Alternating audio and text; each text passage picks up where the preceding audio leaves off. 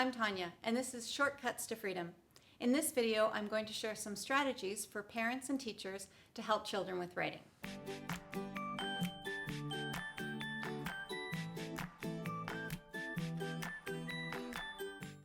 My first strategy is to talk about our ideas before we write them down. So recently, my students had a writing topic of writing about something that was unexpected. So what we did was I asked for student volunteers to share a time where they were surprised about something that they thought was going to go one way and turned out to be unexpected.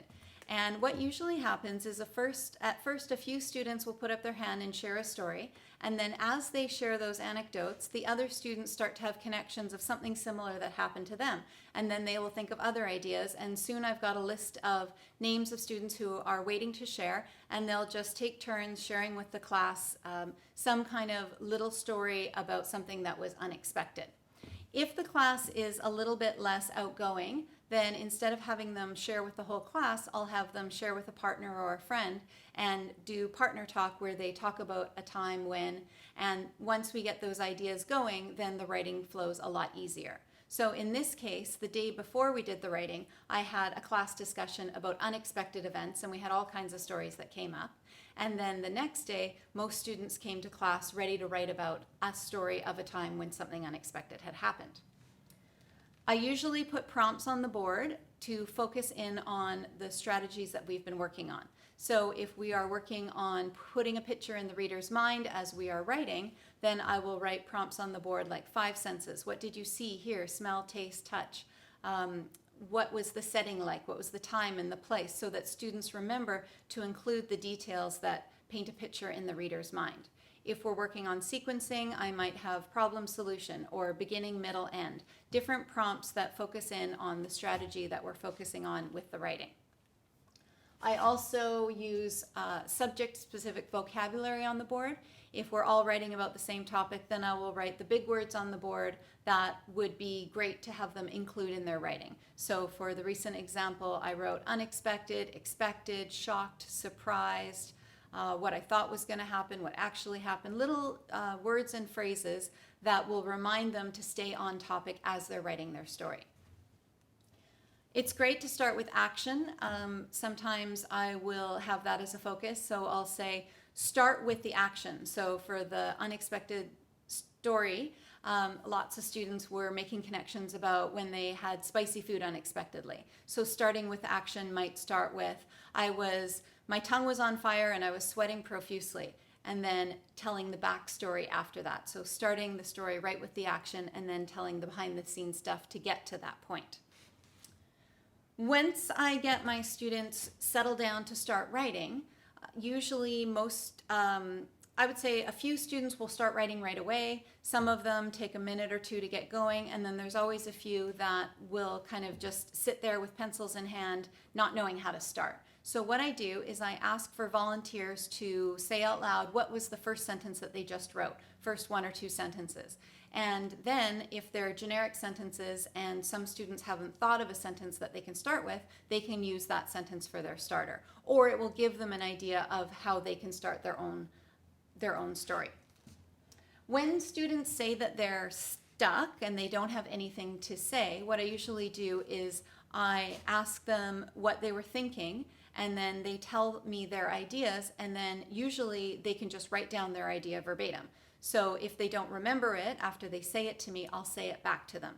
And I might even have to say it word by word and just write that down. You can always change it later, but a lot of students who want it to be perfect won't write anything down because they don't think it's good enough. So it's just a matter of getting something down for the first sentence, and then they can kind of get the ball rolling there.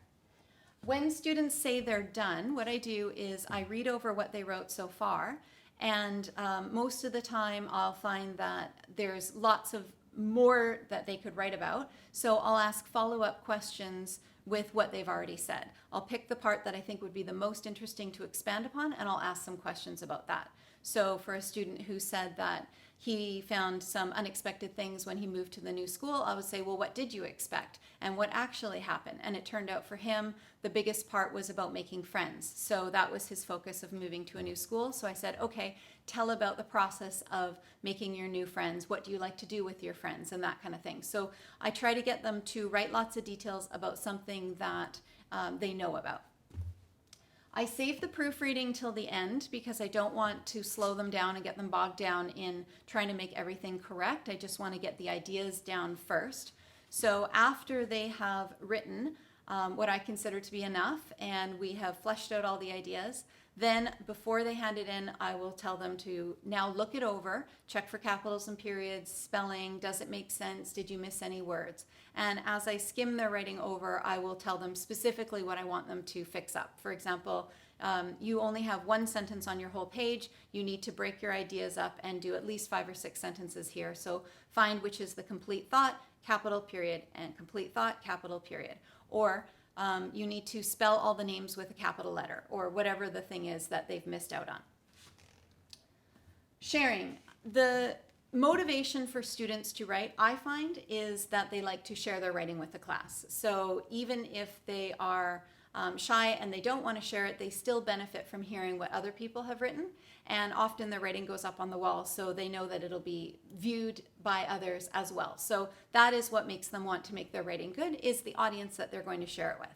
So I always have time after we've done some writing, whether it's a journal or a reflection or a story, to ask for volunteers who want to read their writing aloud to the class. And usually I get at least a third to half the class that wants to share their writing with the class. And finally, how I get the students to sit down and be quiet and write, because they want to keep talking about their ideas, is I use a strategy called work hard, play hard. And what this is a time where we have to be totally quiet and focused for a certain amount of time, and if they meet that goal, then we all get to go outside and have a break together. So at the beginning of the year, the work hard section might only be 10 or 15 minutes, and as we move on after a few months, they might be able to sustain half an hour, 40 minutes of writing quietly, and then we go out and take a break together. Every year at the beginning of the year, I have a few students who are quite reluctant writers, and they sort of dig their heels in and they don't want to write anything. And what I do in that case is I do an individual work hard, play hard. And if I have an EA, then I'll have the EA go out on the playground, and as students finish the minimum requirement, half a page or 1 page double spaced, then I'll say, okay, you're done, and now you can go out and play. And there's nothing like a reward of going out and play that will get students to light a fire under them and get some ideas down on paper.